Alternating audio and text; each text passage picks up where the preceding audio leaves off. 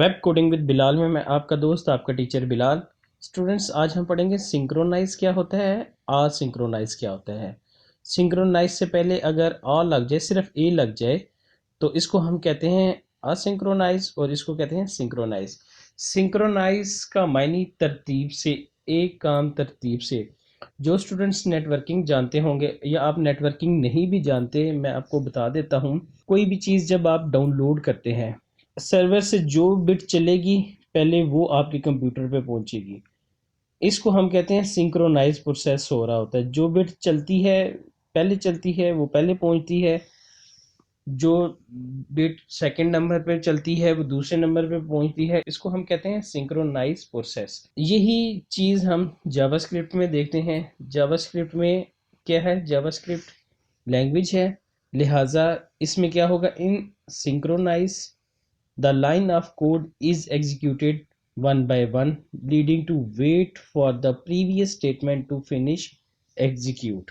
Synchronize का मायने है कि फर्ज करें ये कोडिंग की लाइन लिखी हुई है, जब तक ये एग्जीक्यूट नहीं होगी नेक्स्ट लाइन रन नहीं होगी।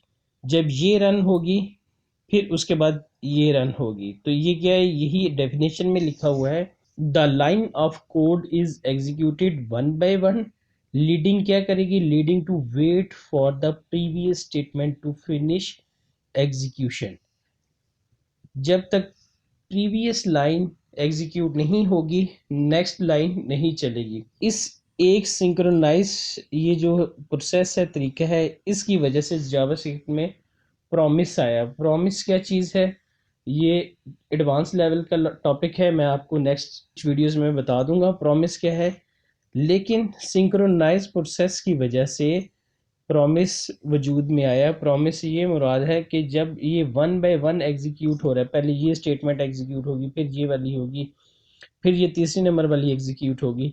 तो इस तरह क्या होगा, आपका जो सर्वर है वो यूज़र को बैड एक्सपीरियंस देगा। अगर यूज़र रिक्वेस्ट करेगा पहले वो कोड बाय कोड एग्जीक्यूट करेगा।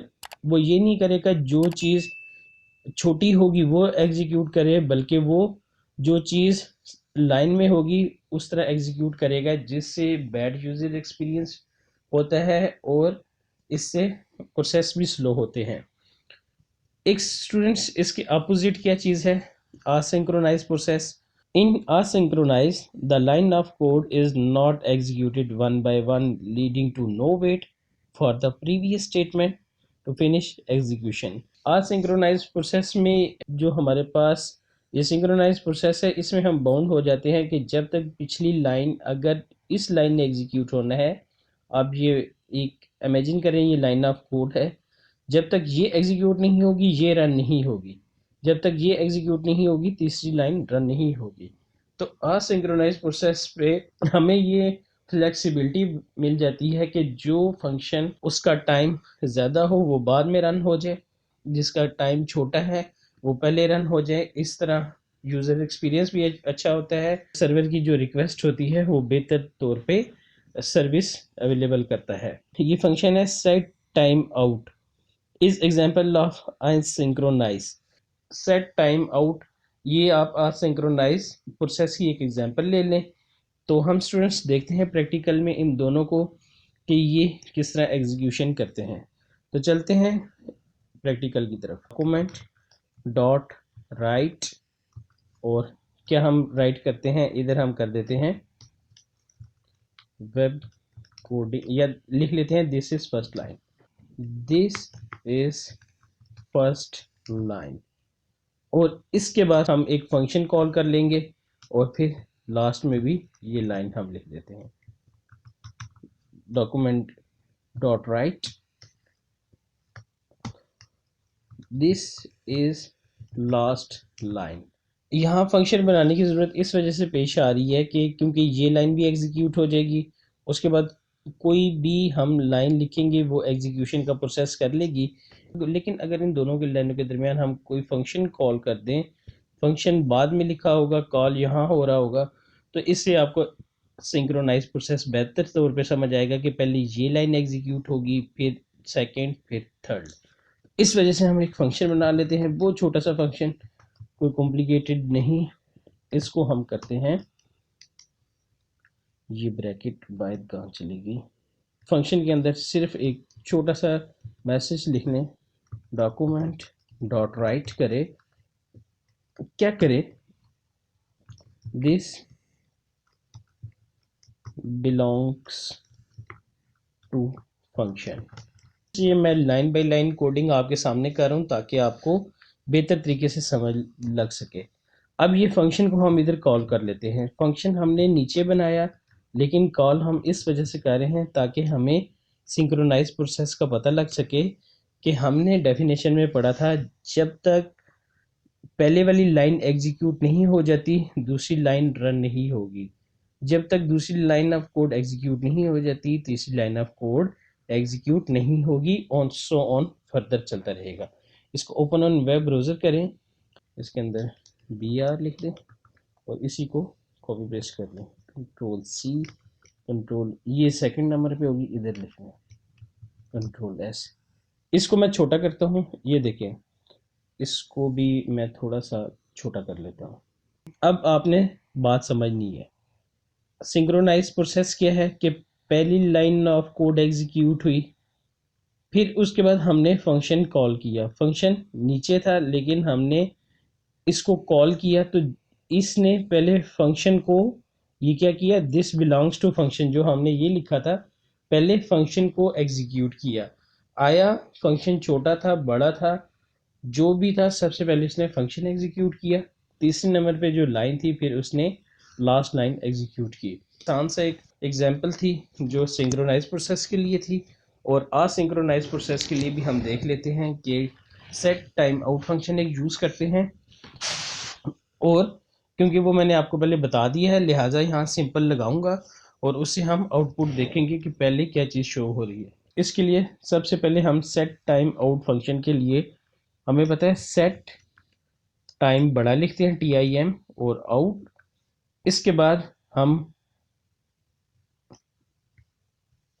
इसके बाद स्टूडेंट्स ये हम स्मॉल ब्रैकेट लिखते हैं सेट टाइम आउट के लिए, और इसके अंदर हम फंक्शन लिखते हैं, विदाउट नेम लिखना है, या फंक्शन को कॉल कर लें या फंक्शन विदाउट नेम लिखें आप, ये लें, इसका नाम ख़त्म करते हैं और इसके आगे कॉमा कि ये कितनी देर बाद रन हो, सेट टाइम आउट की है 1 2 3, इसको कंसोल डॉट लॉग कर देते हैं। वजह यह है कि हमें एक तरतीब से शो होगा, तो हम क्या करते हैं कंसोल डॉट लॉग और इनको भी कंसोल डॉट लॉग कर देते हैं। कंट्रोल सी करें यहाँ, कंट्रोल वी और इधर भी कंट्रोल वी, कंट्रोल एस करें। इसको हम ये सेट टाइम आउट को एक फंक्शन में ले लेते हैं, फंक्शन, और इसको करली ब्रैकेट्स, मिडिल ब्रैकेट्स और middle bracket close, open in a browser. अब हम इंस्पेक्ट एलिमेंट करते हैं। इंस्पेक्ट क्या करेंगे, कंसोल, अब ये देखें, अब इसको रिफ्रेश करें, 3 सेकंड बाद 1 2 3 ये लास्ट वाला एग्जीक्यूट हुआ। हमने कॉल किधर किया था। अगर ये आप परेशान हो रहे हैं कि फंक्शन मैंने किस तरह लिखा है, ये मैं आपको बता देता हूँ जल्दी से। कंसोल पे देखने के लिए कंसोल लिखा, कंसोल डॉट, ये पहली लाइन, ये फंक्शन कॉल किया, इसके लिए आपको परेशान नहीं होना चाहिए, कंसोल डॉट लॉग, ये लास्ट लाइन। अब हमने एक फंक्शन लिखा जो ये फंक्शन कॉल कर दिया, इसके अंदर सेट टाइम आउट का प्रोसीजर लिखा। फंक्शन क्या था, फंक्शन XYZ यहाँ से शुरू हुआ, इस ब्रैकेट पे ख़त्म हो गया। सेट टाइम आउट क्या दो पैरामीटर लेता है, एक वो फंक्शन लेता है, ये सारा फंक्शन लिखा उसके लिए, और दूसरा जितने इंटरवल के बाद ये फंक्शन चलना होता है उसकी टाइमिंग लिखी। वेरी सिंपल है कि इधर आप फंक्शन का नाम भी लिख सकते हैं या पूरा फंक्शन लिख सकते हैं, ये मैं बता के आया हूँ, सिर्फ आपकी रिवीजन के लिए बता रहा हूँ कि जो नए स्टूडेंट्स हैं डायरेक्ट इसको सिंक्रोनाइज असिंक्रोनाइज को सर्च कर रहे हैं तो उनको मैं बता दूं कि सेट टाइम आउट प्रोसीजर के लिए सबसे पहले इधर हम फंक्शन लिखते हैं और इसके आगे हम इसका इंटरवल लिखते हैं।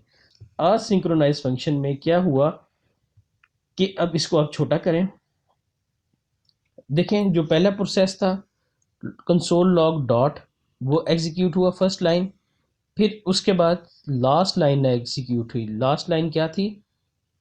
लास्ट लाइन थी ये वाली कंसोल डॉट लॉग।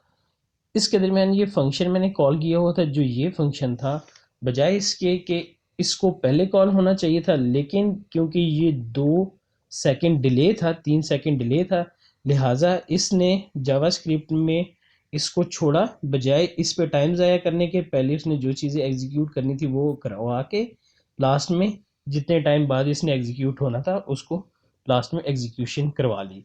ये लीडिंग टू प्रोमिसेस होगी कि इस फंक्शन की वजह से HTTP जो रिक्वेस्ट है उसका रिस्पॉन्स हम बेहतर बनाते हैं। तो स्टूडेंट्स ये देखें 3 सेकंड के बाद ये एग्जीक्यूशन होगी इस फंक्शन की। आई होप आपको सिंक्रोनाइज असिंक्रोनाइज इन जावास्क्रिप्ट बेहतरीन समझ आई होगी। अगर किसी किस्म की भी क्वेरी है या कोई परेशानी आती है तो फील फ्री फॉर कमेंट। मैं कोशिश करूँगा कि आपके सवालात का जवाब दूँ। आई होप, वैसे A to Z मैंने बता दिया है, लेकिन फिर भी मैं हाजिर हूँ। स्टूडेंट्स मिलते हैं नेक्स्ट लेक्चर में।